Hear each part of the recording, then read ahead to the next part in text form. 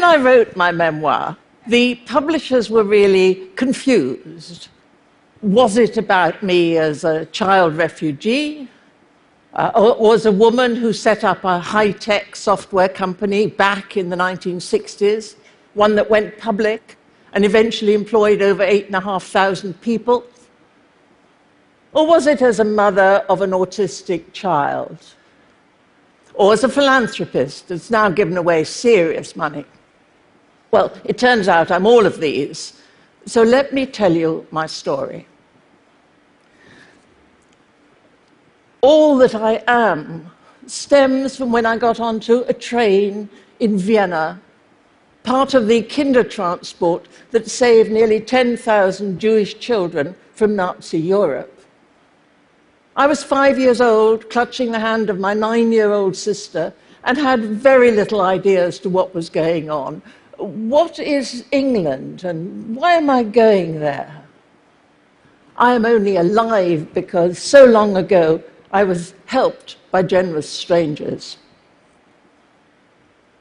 I was lucky, and doubly lucky to be later reunited with my birth parents.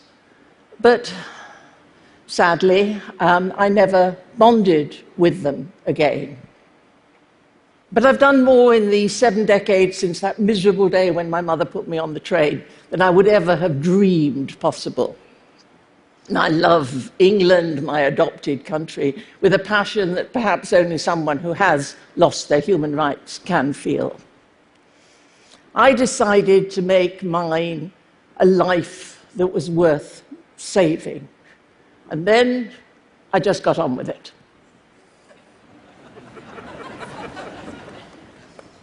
Let me take you back to the early 1960s.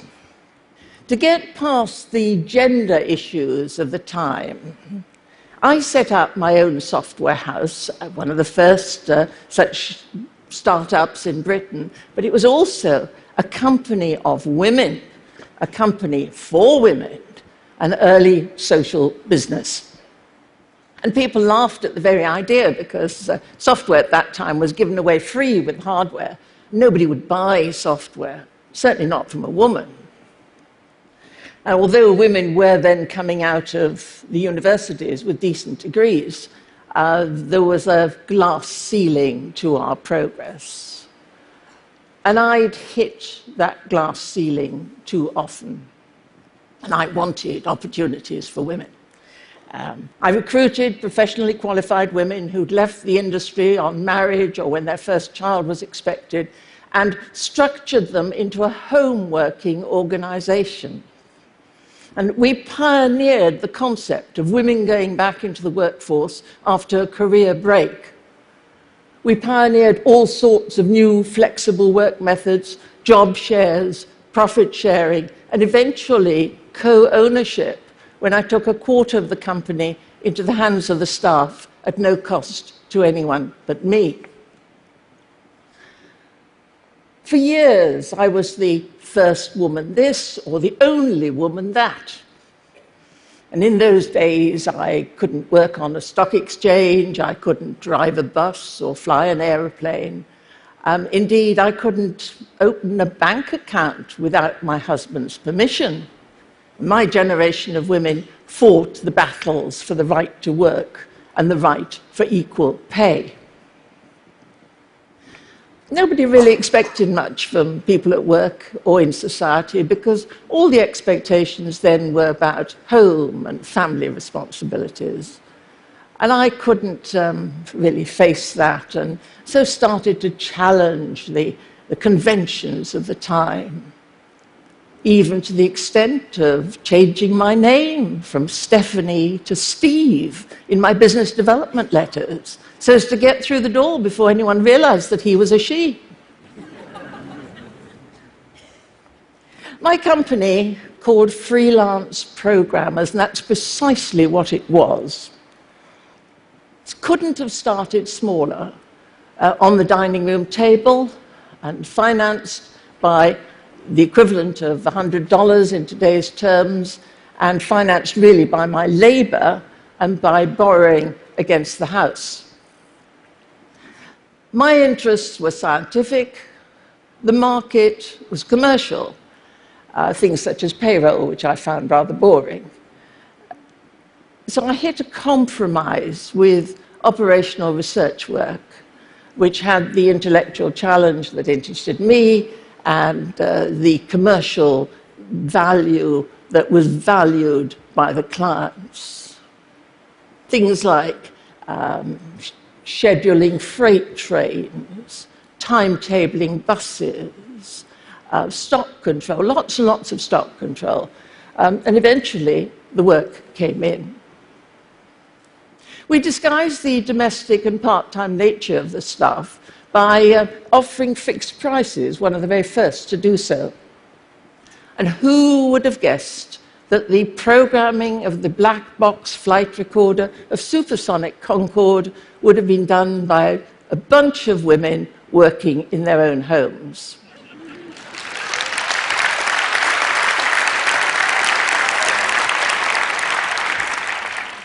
All we used was a simple trust the staff approach and the simple telephone. We even used to ask job applicants, do you have access to a telephone?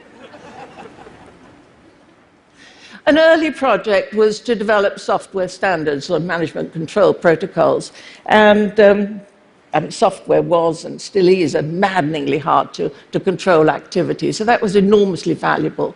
And we used the standards ourselves. We were even paid to update them over the years. And eventually, they were adopted by NATO.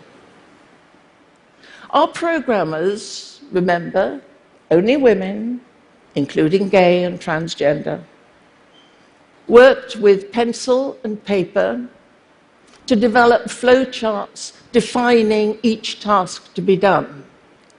And they then wrote code, usually machine code, sometimes binary code, which was then sent by mail to a data center to be punched onto paper tape or card, and then repunched in order to verify it.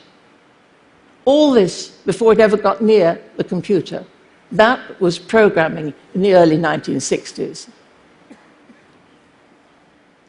In 1975, 13 years from startup, equal opportunities legislation came in Britain, and that made it illegal to have our pro-female policies.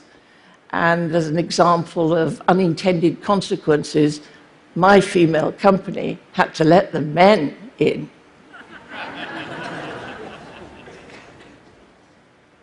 When I started my company of women, the men sort of said, how interesting. But of course it only works because it's small. And later, as it became sizable, they sort of accepted, yes, it is sizable now, but of no strategic interest. And later, when it was a company valued at over $3 billion, and I'd made 70 of the staff into millionaires, they sort of said, well done, Steve.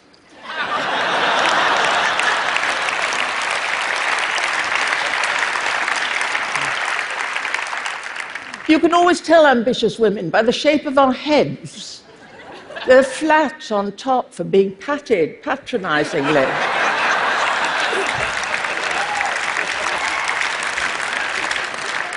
And we have larger feet to stand away from the kitchen sink. Let me share with you 2 secrets of success. Surround yourself with first-class people and people that you like.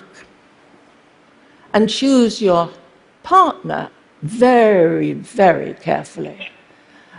Because the other day when I said, my husband's an angel, a woman complained. You're lucky, she said. Mine's still alive.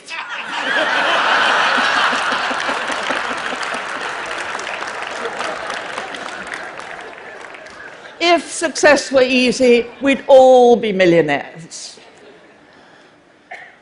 But in my case, it came in the midst of family trauma and indeed crisis. Our late son, Giles, was an only child, a beautiful, contented baby. And then at 2.5, like a changeling in a fairy story, he lost the little speech that he had and turned into a wild, unmanageable toddler. Not the terrible twos. He was profoundly autistic. And he never spoke again. Giles was the first resident in the first house of the first charity that I set up to pioneer services for autism.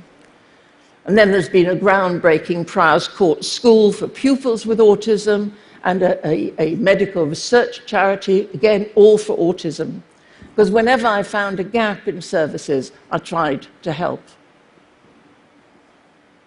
I like doing new things and making new things happen. And I've just started a 3-year think tank for autism. And so that some of my wealth does go back to the industry from which it stems, I've also founded the Oxford Internet Institute and other IT ventures.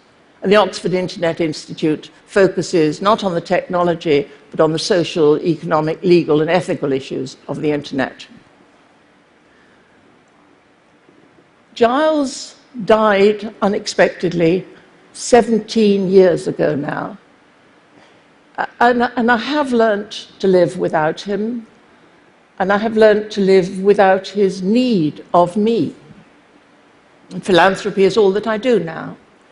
I need never worry about getting lost because several charities would quickly come and find me.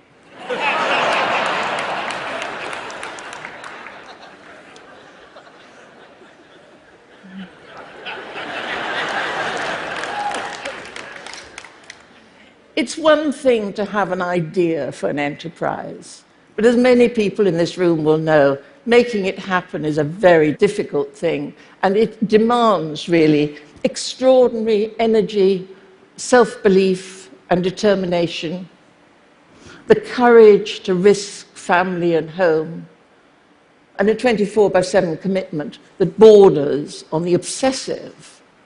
So it's just as well that I'm a workaholic.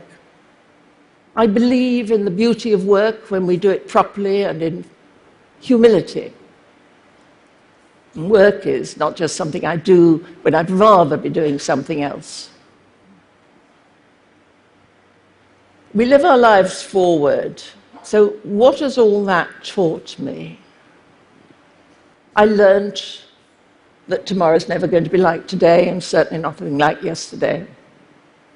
And that made me able to cope with change, indeed, eventually, to welcome change. Though I'm told I'm still very difficult.